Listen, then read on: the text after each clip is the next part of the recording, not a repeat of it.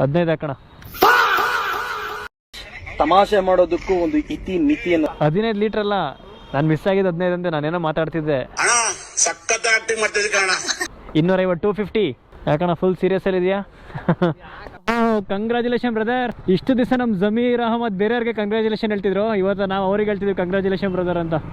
ಒಳ್ಳೇದಾಗ್ತದ ನಿನಗೆ. ನಾನು ರೈಡ್ ಮಾಡಿದಾಗಿಂದ ನನ್ನ ಗಾಡಿಗೆ ಏನು ಅಪ್ಡೇಟ್ ಅನ್ನೋದು ಮಾಡಿಸಿಲ್ಲ. ಸೊ ಇವಾಗ ನನ್ನ ಗಾಡಿಗೆ ಒಂದು ನೇಮ್ ಇಡ್ತಿದ್ದೀನಿ. ಅದೇನಪ್ಪ ಅಂದರೆ ವಿಡಿಯೋ ಎಂಡಲ್ಲಿ ಹೇಳ್ತೀನಿ. ಮತ್ತು ಇಫ್ ಇನ್ ಕೇಸ್ ನಿಮ್ಗೆ ಏನಾದರೂ ಒಳ್ಳೆ ಗುಡ್ ನೇಮ್ ಇದ್ದರೆ ದಯವಿಟ್ಟು ಕಮೆಂಟಲ್ಲಿ ಹೇಳಿ.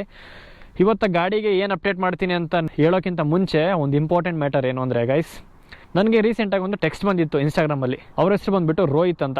ಎಷ್ಟು ಚೆನ್ನಾಗಿ ಟೆಕ್ಸ್ಟ್ ಕಳಿಸಿದ್ದಾರೆ ಅಂದರೆ, ಅಣ್ಣ ನನ್ನ ಬರ್ತ್ಡೇ ಗುರುವಾರ ಇದೆ, ಅಂದರೆ 6/8/2026, ಪ್ಲೀಸ್ ನಿಮ್ಮ ಕಡೆಯಿಂದ ಒಂದು ವಿಶ್ ಮಾಡಿ ಅಂತ ಹಾಕಿದ್ದಾರೆ. ಬ್ರೋ ನಿಮಗೆ ಒಳ್ಳೇದಾಗಲಿ, ಮತ್ತು ಈ ವರ್ಷ ನೀವೇನು ಅನ್ಕೊತೀರ ಪ್ರತಿಯೊಂದು ನಿಮಗೆ ಸಕ್ಸಸ್ ಅನ್ನೋದು ಸಿಗಲಿ, ಏನು ಅನ್ಕೊತೀರ ಅದೆಲ್ಲ ಫುಲ್ಫಿಲ್ ಆಗಲಿ, ಇನ್ನೂ ಖುಷಿಯಾಗಿರಿ. ನಿಮ್ಮ ಕಡೆಯಿಂದ ಆದರೆ ಬರ್ಡೇಗೆ ದಯವಿಟ್ಟು ಒಂದು 4 ಜನಕ್ಕೆ ಹೆಲ್ಪ್ ಮಾಡಿ.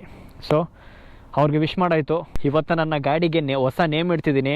ಆ ನೇಮ್ ಏನಪ್ಪ ಅಂದರೆ ಮಿರಾಜ್ ಅಂತ. ಮಿರಾಜ್ ಅಂತ ಏನು ಅಂದರೆ, ಟ್ರಾನ್ಸ್ಫಾರ್ಮರಲ್ಲಿ 7ನಲ್ಲಿ ರೈಸ್ ಆಫ್ ದಿ ಬೀಸ್ಟ್ ಅಂತ ಬರುತ್ತೆ, ಅದರಲ್ಲಿ ಮಿರಾಜ್ ಅಂತ ಒಂದು ಬ್ಯೂಟಿಫುಲ್ ಕ್ಯಾರೆಕ್ಟರ್. ಆ ಮಿರಾಜ್ ಕೂಡ ಒಂದು ರೋಬೋ, ಆದರೆ ಆ ರೋಬೋಗೆ ಒಂದು ಕೈಂಡ್ಫುಲ್ ಮತ್ತು ಒಂದು ಪ್ರಾಮಿಸ್ನ ಯಾವ ಥರ ಉಳಿಸ್ಕೊಬೇಕು, ಮತ್ತು ಇನ್ನೊಂದೇನು ಅಂದರೆ ಅದಕ್ಕೆ ಕೊಟ್ಟಿರೋ ಡ್ಯೂಟಿನ ಯಾವ ಥರ ಅದು ಫುಲ್ಫಿಲ್ ಮಾಡಬೇಕು. ಸೊ ಅದಕ್ಕೋಸ್ಕರ ನನ್ನ ಬೈಕಿಗೆ ಇಷ್ಟನ್ನೆಲ್ಲ ಇಟ್ಕೊಂಡು ಆ ನೇಮ್ನ ಇಡ್ತಿದ್ದೀನಿ.